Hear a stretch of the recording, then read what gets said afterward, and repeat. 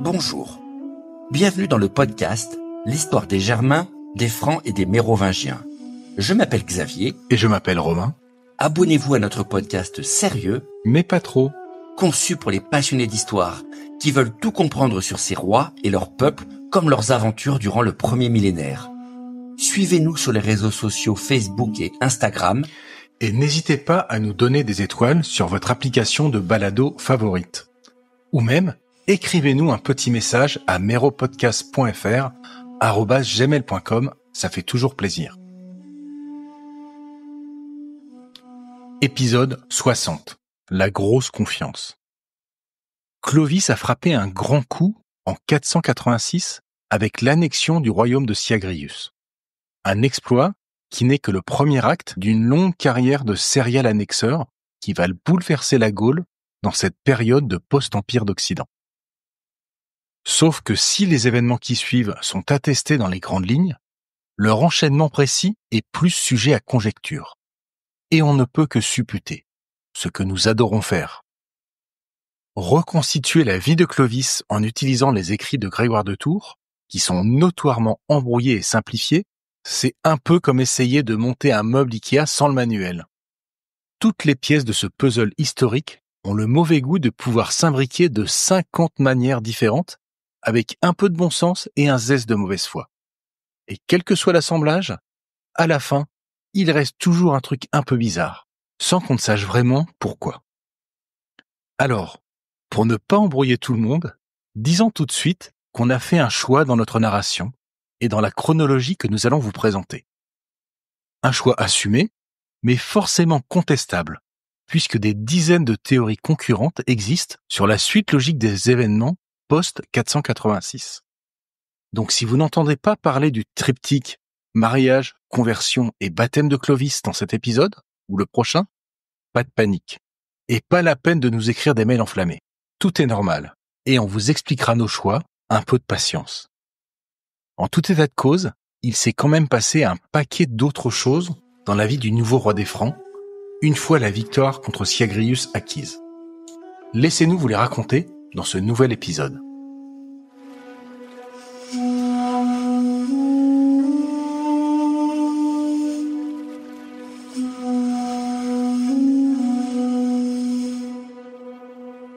Dès 486, Clovis semble s'installer avec facilité à la tête de son nouveau royaume. Si on exclut la remise au pas un peu expéditive d'un soldat bougon et pas très soigneux avec l'argenterie, il est clair que Clovis a réussi un coup magistral cette année-là. Doubler, voire tripler la taille de son territoire et s'emparer de richesses considérables. Tout ça grâce à une seule bataille. Ce succès est tellement spectaculaire que, inévitablement, la confiance déjà grande du roi des Saliens a dû être bien dopée.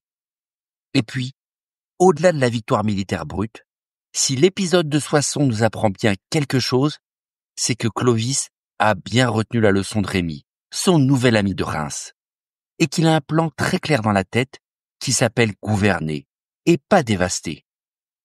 Tout laisse entendre que Clovis privilégie l'arrangement avec les notables de Gaule, car en s'assurant leur coopération, il peut prendre immédiatement le contrôle d'un territoire fonctionnel, où tourne la machine fiscale et administrative avec un maximum d'efficacité. Et il peut ainsi envisager sereinement maintenant comment financer son armée et ses projets sur le long terme. Dernier bénéfice et pas des moindres, même si on ne peut pas savoir à ce stade si c'était un plan génialement machiavélique ou un coup de chance monstrueux, Clovis ne fait pas qu'agrandir son territoire en 486. Il empêche aussi d'éventuels rivaux chez les Francs de le faire à sa place, ce qui est tout aussi avantageux sur le long terme. Alors, il y a d'abord ses cousins du Nord, bien sûr, Cararic le Lâche notamment, qui n'a pas voulu aller au carton et qui a attendu de savoir qui gagnerait entre lui et Syagrius. Et puis aussi son autre cousin, celui de Cambrai, le fameux Ragnacaire, qui a dû se contenter de sa part immédiate de butin, mais qui n'a pas récupéré de terre en propre dans cette aventure apparemment. soit qu'il ne s'intéressait qu'à piller les trésors des vaincus, comme tous ses ancêtres l'ont fait avant lui, soit que Clovis ne l'avait pas inclus comme partenaire à part entière dans cette attaque, mais plutôt comme un simple mercenaire. Dans les deux cas, le seul qui prend le contrôle des terres au sud, c'est Clovis. Et puis, il y a aussi les amis et concurrents de l'Est, ceux qu'on appelle les Francs rhénans, vivant dans leur royaume de Cologne. Des Francs localisés sur la rive gauche du Rhin, dans ce qu'on appelle maintenant les Landes de Rhénanie-Palatinat et de Westphalie. On parle de petits royaumes, nés quelques décennies plus tôt et mentionnés à l'épisode 51, lors des batailles désespérées d'Aetius dans les années 20 et 30 pour tenter de stabiliser la Gaule. Descendants de Francs comme Marcomir et de Sunon qui se sont battus contre les Arbogastes des décennies plus tôt. Apparemment, les Rhénans, en tout cas une bonne partie d'entre eux, sont dirigés par un vague cousin de Clovis, un certain Sigebert, qui n'a pas bougé durant l'attaque contre Syagrius. Ce qui est un peu surprenant, vu que ces Francs-là étaient de plus en plus menaçants pour la Gaule et avaient repris leur conquête rive gauche ces dernières années, en s'emparant notamment de l'ancienne capitale romaine de Trèves, à 2 pas du Luxembourg moderne. Mais ces hommes sont restés immobiles en 486, possiblement menacés au même moment sur leur propre frontière sud, par les Alamans, ou pour une autre raison inconnue. Clovis a bloqué de fait toute expansion supplémentaire de ces hommes vers les anciennes terres romaines.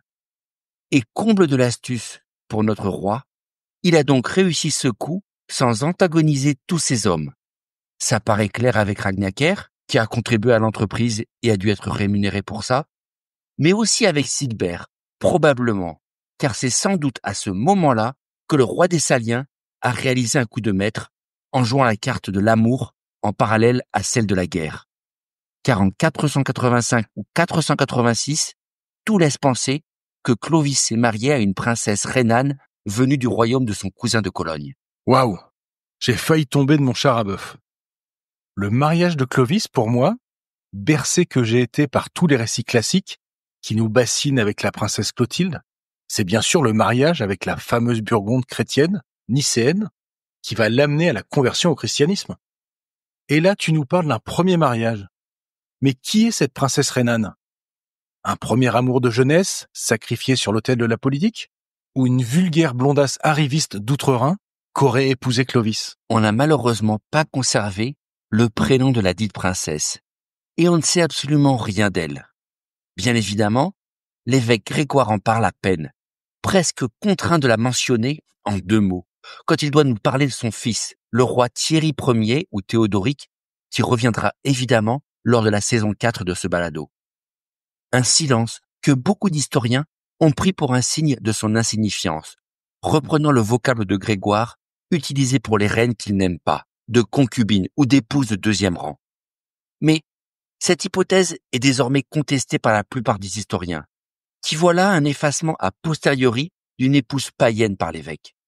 Une union qui fait un peu tache dans la belle histoire du roi très chrétien Clovis, dont on ne veut surtout pas souligner une possible polygamie. Sauf que polygames, les Mérovingiens l'étaient bien sûr, comme la totalité des princes germaniques, si vous vous rappelez d'ailleurs les dires de notre ami Tacite, parlant de cet usage habituel chez les aristocrates voulant nouer des alliances. Épouser une princesse rhénane était donc tout sauf un mariage de seconde zone pour Clovis en 485, au début de son épopée. On peut même parier que Clovis a choisi de s'unir comme un bon Germain avec une princesse au prestige parfaitement aligné avec son propre statut de roi franc du Nord. Un de ces mariages de Germains qui unissent les clans et fondent des liens de solidarité, histoire de concrétiser une alliance ferme avec le cousin Sigebert. Ce qui corroborerait l'hypothèse que la négociation impliquait bien la défense de la frontière contre les Alamans plus au sud et la sécurisation de la frontière à l'est par Sigebert pendant que Clovis s'occupait de Syagrius à l'ouest. Honnêtement, sans rien savoir de précis sur cette princesse, sinon qu'elle va donner un premier fils à Clovis, du nom donc de Théodoric, francisé en Thierry, né à la fin des années 80, tout porte à croire qu'elle a permis au roi des Francs de faire un magnifique coup double. Se trouver un bon allié militaire à l'Est et bloquer la possible expansion d'un rival en Gaule. Grégoire a pu tenter de faire disparaître cette femme dans ses écrits, mais on peut faire le pari que cette épouse-là était tout à fait significative et un super coup diplomatique, Super coup, super coup. Comme tu y vas, toi, avec la teutonne. Je suis à la limite d'appeler la lignétique. En tout cas, on ne peut que le reconnaître. Fortiche, le Clovis. Aujourd'hui, on ne parle plus que de la victoire de Soissons et du Vase. Mais ce n'est pas ça qui est impressionnant dans cette première phase de sa vie. Je dirais plutôt que ce qui est impressionnant, c'est comme il a non seulement géré ses alliances pour être assez fort avec l'appui de tous ses cousins pour écraser Siagrius, et surtout, comme il a fini par être le seul à arracher une énorme part du gâteau, à la fin, sans le moindre rival à proximité. Mais n'allons pas croire que tout s'est passé magiquement en 486 et que cette conquête des terres gallo-romaines de l'Ouest s'est déroulée sans accroc une fois Siagrius en fuite vers les terres de ses amis les Visigoths à Toulouse. Alors oui, l'intégration des territoires au nord de la Seine a dû aller assez vite après la victoire, notamment avec l'écrasement puis l'intégration des restes de l'armée du roi des Romains qui lui laisse le champ libre dans les environs immédiats de la ville de Soissons, forcément contrôlée jusqu'à-là par Siagrius. Et puis, on voit mal qui aurait pu regretter sérieusement l'ancien maître de la région. Pas les évêques et les aristocrates qui lui ont tourné le dos pendant son règne, pour s'être montrés trop proches de leurs pires ennemis, les Visigoths hérétiques ariens, à l'inverse du païen Clovis, plutôt bien vu par Rémi et sans doute par tous ses autres collègues. Et pas le peuple non plus, qui normalement se fiche pas mal de savoir qui est le roi du pays, vu que les taxes et les prélèvements en nature restent les mêmes. Un peuple qui de toute façon est un mélange depuis des décennies de migrants germaniques et de gallo-romains, et qui est probablement maintenant le produit d'une double culture. Franchement, il n'y a aucune raison qu'une quelconque résistance populaire ait pu naître à l'idée que le nouveau patron régional s'appelle Clovis et plus Siagrius. Oui, certes, mais le reste de ce soi-disant royaume, notamment sa partie sud, entre vallée de la Seine et vallée de la Loire, a probablement dû prendre plus de temps pour être consolidé.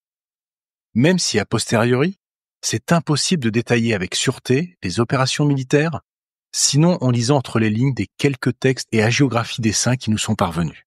Donc en brodant. Peut-être, mais pour les historiens, pas de doute dans les grandes lignes.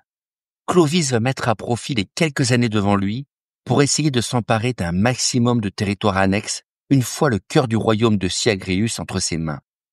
Selon Stéphane Lebec, dans son ouvrage de référence Les origines franques, l'occupation fut plus lente, moins dense et dans tous les cas, plus difficile. Une formule qui résume bien la situation. Par exemple, Paris n'ouvre ses portes à Clovis qu'au bout de quelques mois apparemment, sous l'impulsion de Sainte-Geneviève si on essaie de décrypter sa biographie vraiment obscure écrite 30 ans plus tard. Vous vous rappelez Sainte-Geneviève, cette notable parisienne d'origine probablement franque qui avait galvanisé les Parisiens à faire bloc contre Attila lorsqu'il est passé par là en 451. Eh bien, la sainte a apparemment la peau dure, vu qu'elle est encore là 35 ans plus tard, ce qui pour l'époque confine déjà presque au miraculeux, et qu'elle est toujours en train de secouer les Parisiens à la résistance. Sans qu'on comprenne bien les détails, le siège entrepris par Childéric quelques années plus tôt va finir par prendre fin par l'entremise de la Sainte, peut-être autour de 487, et offrira apparemment pacifiquement le contrôle de la ville quelques mois après la chute de Soissons à Clovis. Ce qui constituera le point de départ de l'improbable amitié entre les deux figures du Ve siècle. Et Clovis va faire face aux mêmes difficultés au sud, en suivant Michel Rouche et sa biographie. Le roi des Francs va s'emparer de tout le territoire au sud de Paris jusqu'aux environs de Auxerre, où il s'arrange avec le royaume des Burgondes et son roi en fixant la frontière entre les départements modernes de l'Yonne et de la Côte d'Or en 490. Une intégration du nord de ce qui deviendra un jour la Bourgogne, justement, et qu'il négocie sur un pied d'égalité avec un roi bien plus prestigieux que lui à la base. Et donc, une sacrée réussite diplomatique pour le petit roitelet parti des environs de Tournai à 500 km de là, quelques années plus tôt, et qui montre encore une fois la grosse confiance qu'il est en train de prendre en s'établissant comme l'égal de personnages considérables de l'époque. Et encore une fois, ce sont les mêmes difficultés à l'ouest. Une terre qui va, elle aussi, prendre un certain temps avant de passer sous le contrôle du roi des Saliens, avec apparemment une progression lente et conflictuelle avec ceux qu'on appelle encore les Armoricains. On parle là des Gallo-Romains de la péninsule occidentale, plus celte que romain sans doute à la base, et déjà renforcé progressivement d'éléments bretons de l'ancienne île du même nom. Des terres qui s'étaient déjà manifestement constituées en régions autonomes sous Syagrius. Les Armoricains vont se frotter quelques années aux Francs avant qu'une frontière ne se stabilise sur les limites de la Bretagne actuelle. Une conquête progressive de toute la basse vallée de la Seine et du futur pays de la Loire donc, qui sera marquée par la prise de Nantes effective seulement autour de 490. Une conquête d'une grande portion nord de ce qui constitue la France moderne. Mais pas une conquête totale ni immédiate.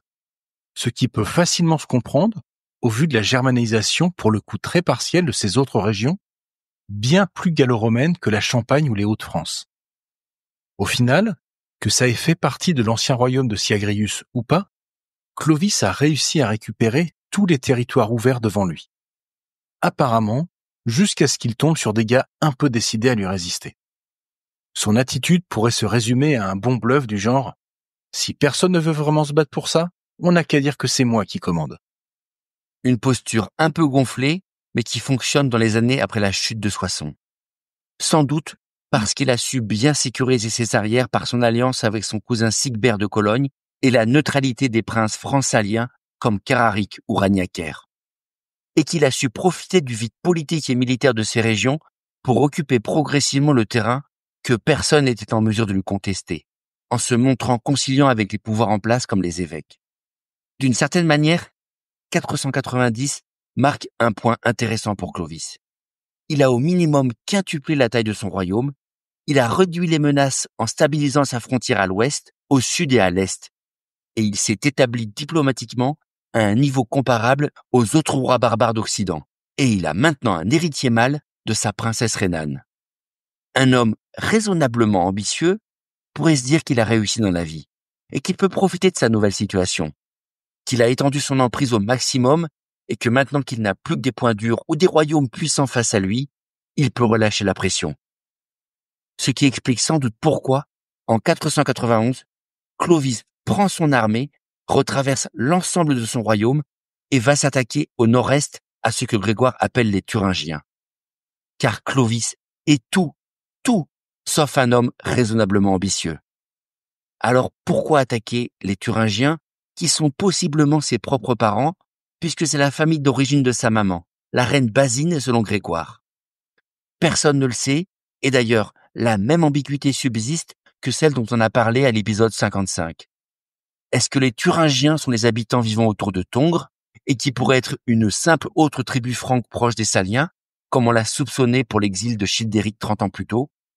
Ou bien ce sont les véritables Thuringiens, peuplade germanique qui donnera aussi leur nom à un land moderne du centre de l'Allemagne?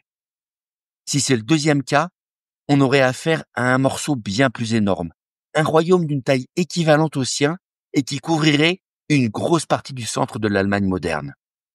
Difficile à dire, d'autant que Grégoire nous dit qu'il les soumis à tribu, ce qui dans le deuxième cas est une exagération puisqu'il n'a pas pu conquérir un royaume pareil en 491, mais seulement l'extrémité ouest, si c'est bien le royaume de Thuringe du 5e siècle dont il s'agit.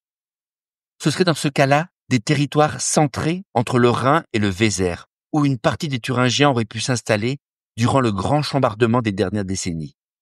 Mais dans tous les cas, notre Clovis remporte cette année-là une nouvelle victoire. Un nouveau triomphe militaire bien sûr, quelle qu'en ait été l'ampleur exacte, avec ses gains territoriaux sur sa frontière nord-est. Oui, mais aussi un triomphe politique.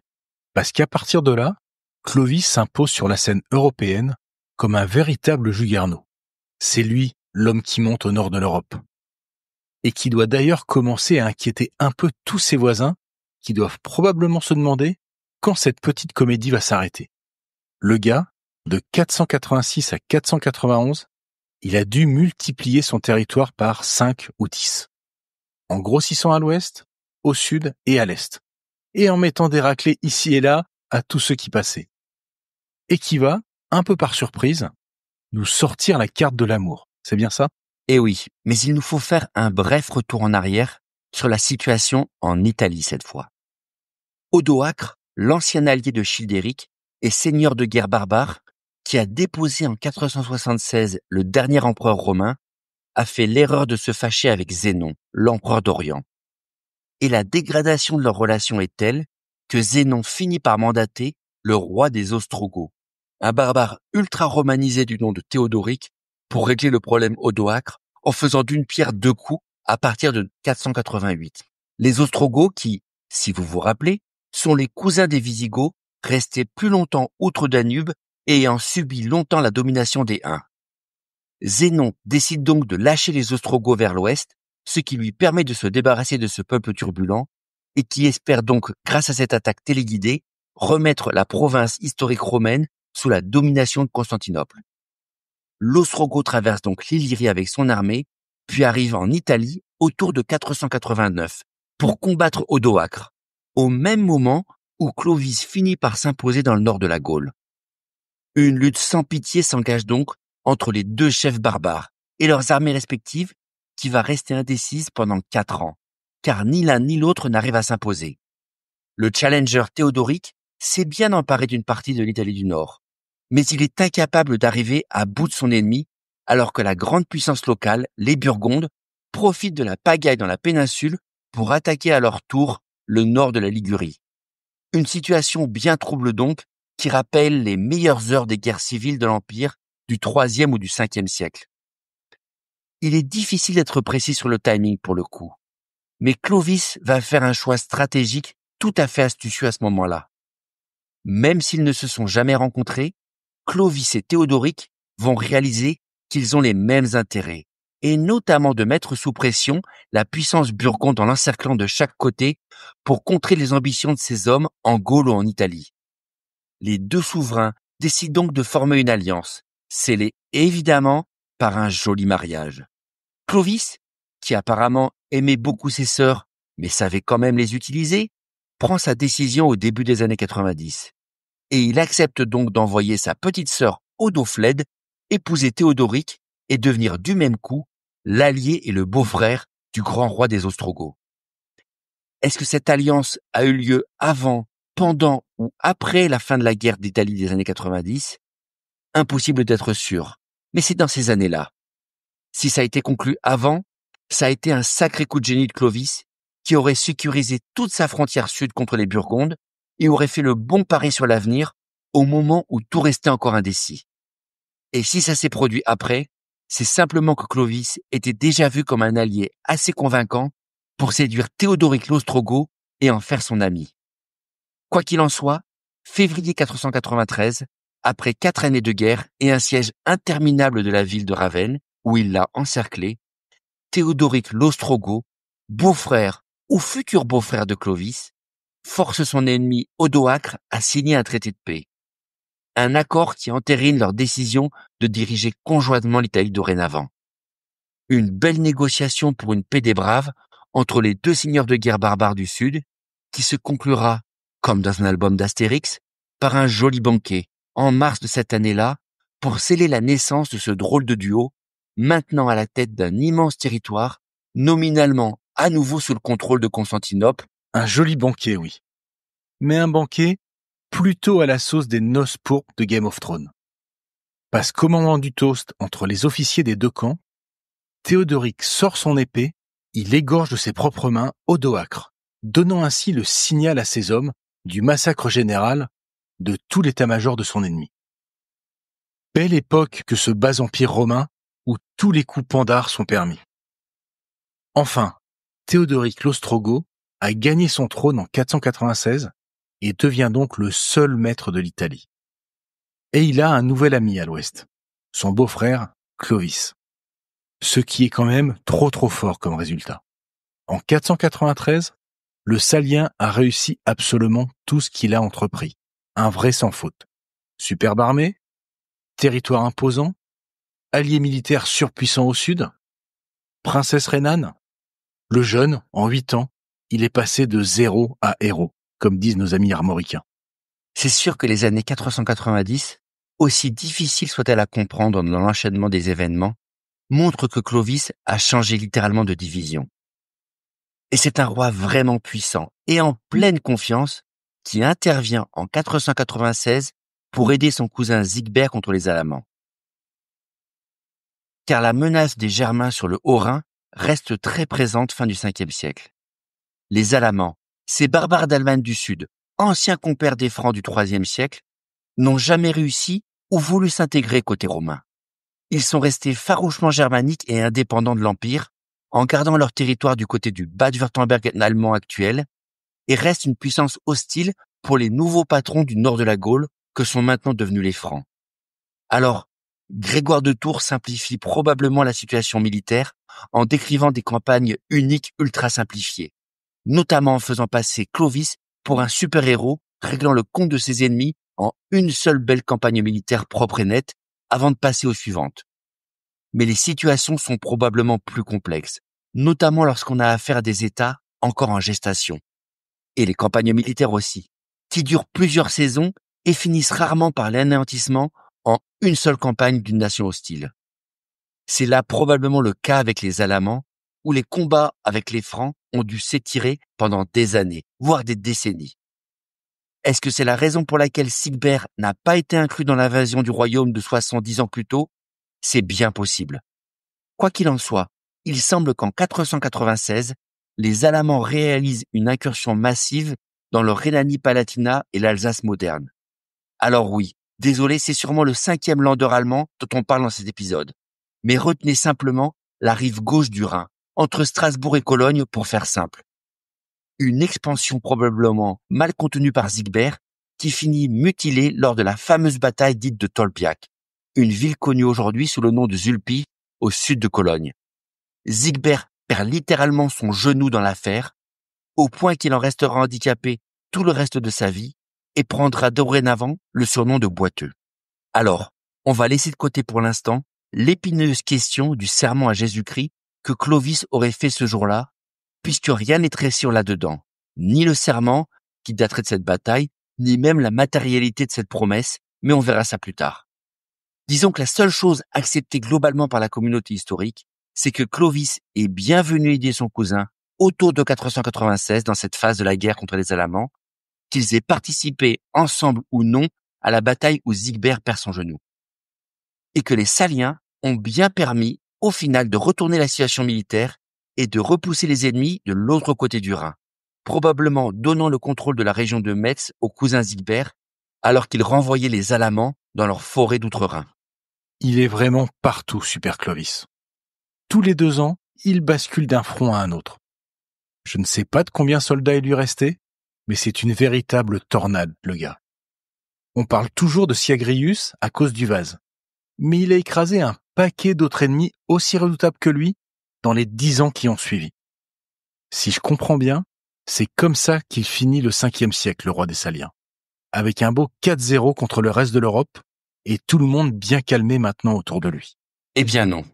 Car en plus des batailles mal documentées où il a successivement combattu les Armoricains, puis les Thuringiens et enfin les Alamans, qui parsèment son incroyable expansion territoriale durant cette première décennie, Clovis décide apparemment de finir le 5e siècle sur un grand coup, en lançant des raids contre le voisin visigothique noté dans une chronique de ce pays en 496 et en 498.